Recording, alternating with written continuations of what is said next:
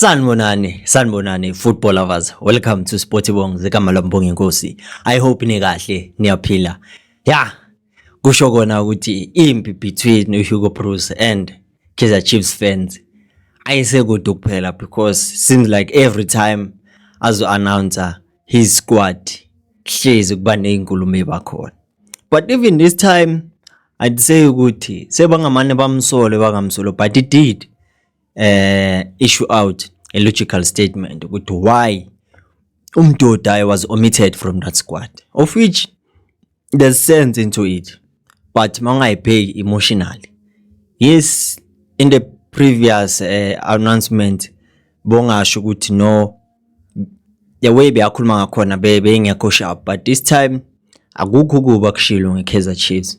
It's just nje ukuthi he omitted Umfundo Vilakazi, not Umfundo Vilakazi per se, but Mduduzi Shabalala, of which abantu bakhala ukuthi he's in form and he's scoring, he's assisting, but why umbeka ngaphandle? But his reason was Mduduzi Shabalala.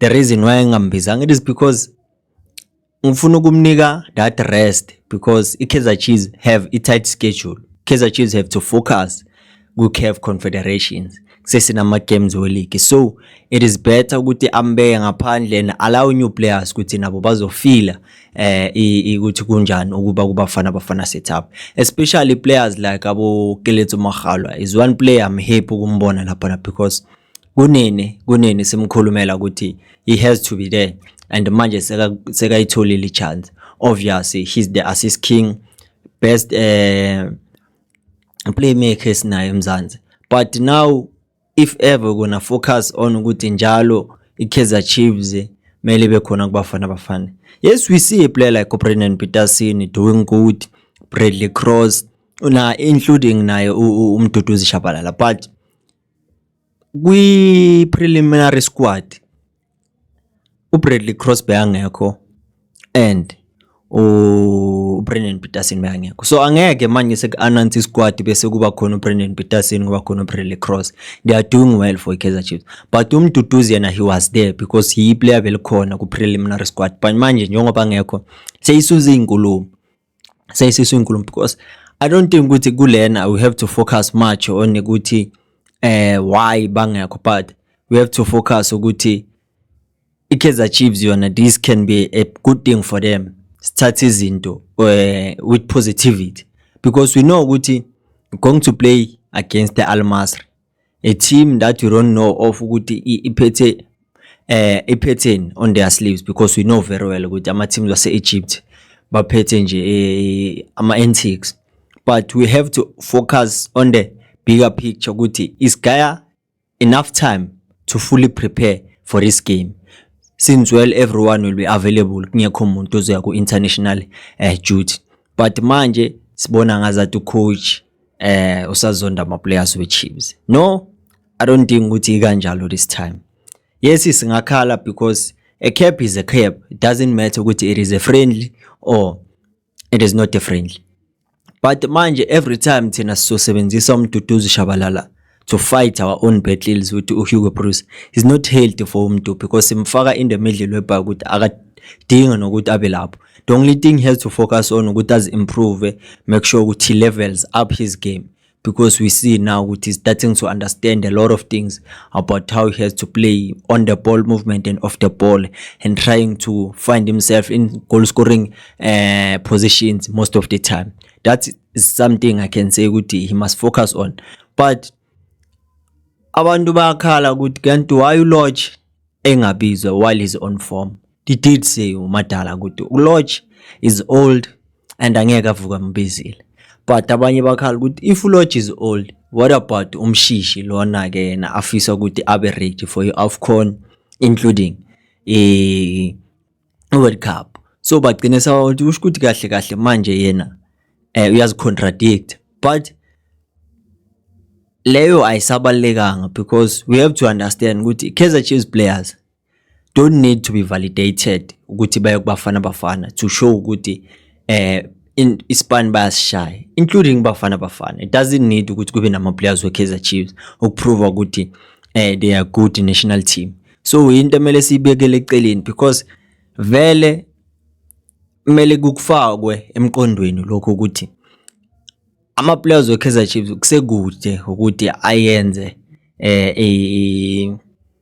appearance kubafana ngobuningi babo, especially if kuzoba nama players that are doing good from Mamelodi Sundowns, from Orlando Pirates, because there's Upuso Rithejane is doing well, akayakho naye kodwa ayikho into angayenza. He has to wait for his opportunity. So it's all about ukuthi you have to wait for that moment ukuthi mayifike opportunity to grab it with both hands, yabo. So indaba ka Hugo Broos bafethu uyohamba lo muntu la eSouth Africa after World Cup inwele lezi egrey zogcina seyizimnyama mayingaqothukanga, because this fighter lokaba nayo nama-fans we-Chiefs is not healthy.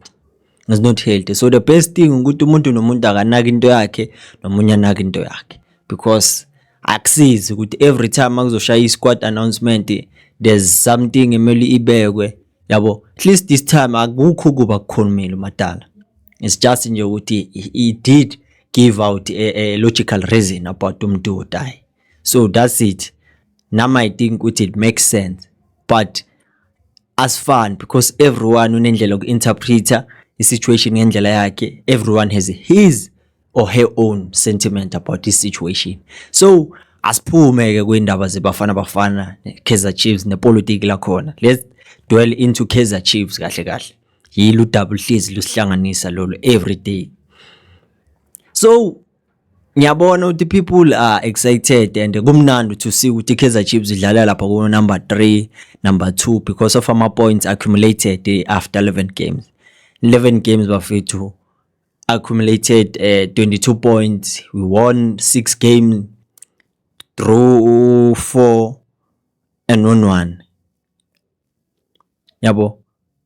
So it shows ukuthi isipani siyashaya and we are not pressured ukuthi sithola ama results ayazenzakalela. So that is what is good about that, because the minute you're gonna start feeling like you are entitled, that's when izinto izoqala, because we know ukuthi along the way kuzoba nama obstacles azoma endleleni ukuthi singawatholi ama points. But into emele si understand ukuthi what is happening right now at Chiefs is not something new. Last season in 11 games we saw number 2 with the same points, 22 points after 11 games. We managed to win 7 in those games and we lost 3 and we drew 1. So the way dlalwa ngakhona, there's nothing new. Even the way how we play, that's what was happening last season, because we can say ukuthi ba graduated from University of Nabiziola Cedric Gaz and Khalil Ben Yusuf, and the way they are steering this ship to the right direction for Kaizer Chiefs is no surprise, because many people had this narrative ukuthi coach Nasreddin Nabo was a bad coach, but no, Nabo give them time ukuthi bazenzele into yabo without ukuthi include uNabi in the equation. Let them do their own thing because there's still a long way to go. So if we're gonna focus on ama results wamanje, ukuthi sizoba nenkinga going forward, because we know very well ukuthi what you are struggling with consistent to Kaizer Chiefs, it is a challenge, a big one. That's why we have to fight ukuthi silungise lokho in order ukuthi sizothola kuma situations whereby ukuthi we are not questioning anything. So the best thing for now is to take each game as it comes and focus on the positives instead of the negatives. We're going to play against the Al Masry on 23 November. Away, we are going to Egypt, Faro. So simply means that our players must carry on with the spirit that they have. We bury the chances that we're gonna get. If we create 7, let's try to score 3. But if we're gonna create 2, the chances of scoring, mancane amathuba. But le situation kakhulu Hugo Broos and abalandeli be-Chiefs, yona ngeke iphele manje namanje.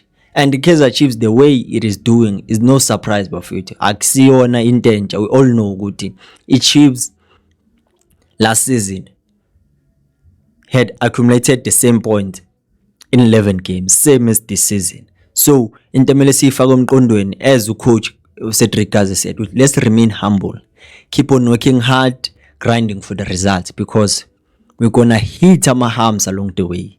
Ayikho imoto engahamba from Gauteng to Durban without ukuthi ibhekane nama potholes, and we have to be fully prepared for that ukuthi so deala kanjani nalawo ma situation yabo. So I don't know ukuthi what's your opinion about everything that I've said, because I know ukuthi kuningi okuseyifubeni zenu makhosi nifuna ukubhodla, nibhodleni ke madoda nani bodadewethu bobaba nabomama. This is it for today.